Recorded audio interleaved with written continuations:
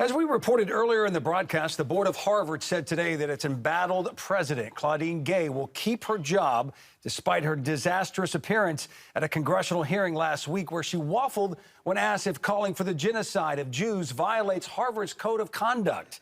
Harvard and other top universities have come under fire for failing to stem troubling outbreaks of anti-Semitism on campus in the weeks after Hamas attacked Israel.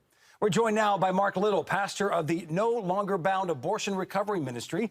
Pastor Little, thanks again for joining us here on Centerpoint. Always a pleasure. It's good to be here, brother. So the White House condemned her hearing testimony, and the school has lost reportedly $1 billion in gifts. Did she deserve a second chance?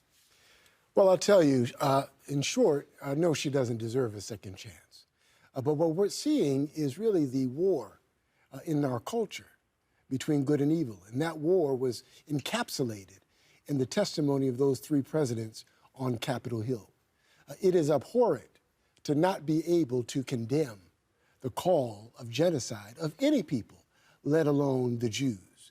And so, unfortunately, the seeds that were sown at Harvard in 1637 by John Harvard have become rotten, unfortunately. And we're going to see I believe a lot of other university presidents fall by the wayside because our colleges and our universities have become bastions of not just liberalism, but indoctrination that started when Max Horkheimer came over from the Frankfurt School.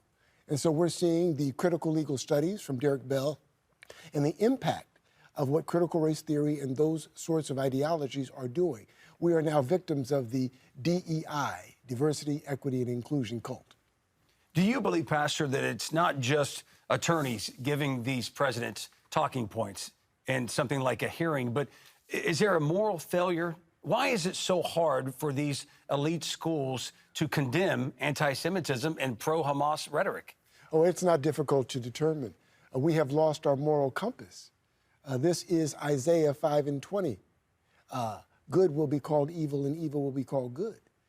The colleges, these university presidents, and other leaders in our nation have lost moral clarity, and it has poisoned our culture. Let's switch gears here, a topic that you and your wife are familiar with.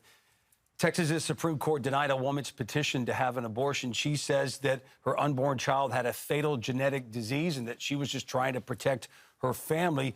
It's a very painful situation, and I know that you guys, you do seminars, you do conferences, you have so much teaching when it comes to this. How to go through the processing when it comes to this topic?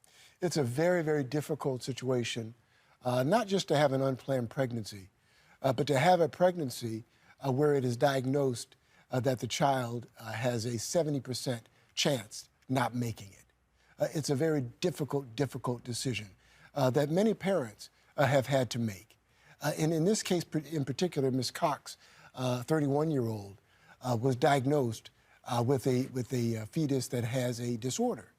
And they said 70% chance that the fetus will not make it. And what I say is God is in the 30%.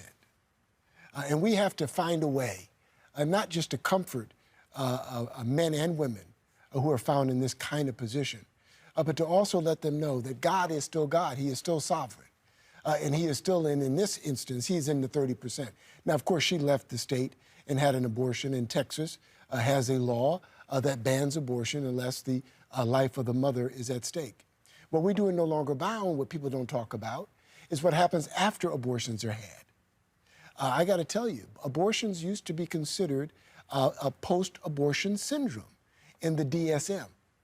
Men and women suffer greatly from having had abortions. Their lives are impacted. Mental illness follows. We don't talk about that. And in our ministry, we walk men and women by the hand through the living scriptures and help them heal from the effects of abortion. I'm glad you brought that up. What does the recovery process look like? Because you're right, we do not talk about the post-abortion process. We just move on, don't we? We do. We have an old saying in the church, leave it at the altar. But you have to do the work. You have to do the work to recover from an abortion. And unfortunately, the culture tells us that abortion is a health care decision. And so we have to first begin with understanding that aborting a child, killing a life, is not a health care decision.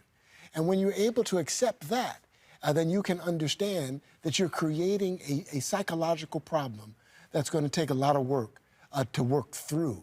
And we do that in part with the living scriptures. But there is a therapeutic process that's a part of it, and it can't be ignored. You have to do the work to recover from having aborted a child. Someone's watching this, they want to get a hold of you and your wife because this sounds good to them. They want to be involved. How do they do that?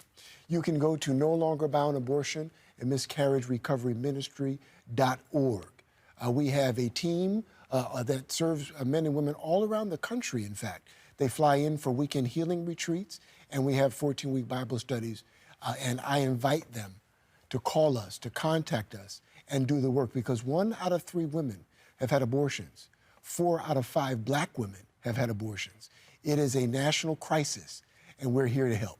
We know you guys are a blessing to those families that you do help. Pastor Marc Little, thanks for joining us here on Centerpoint. Always good to be with you.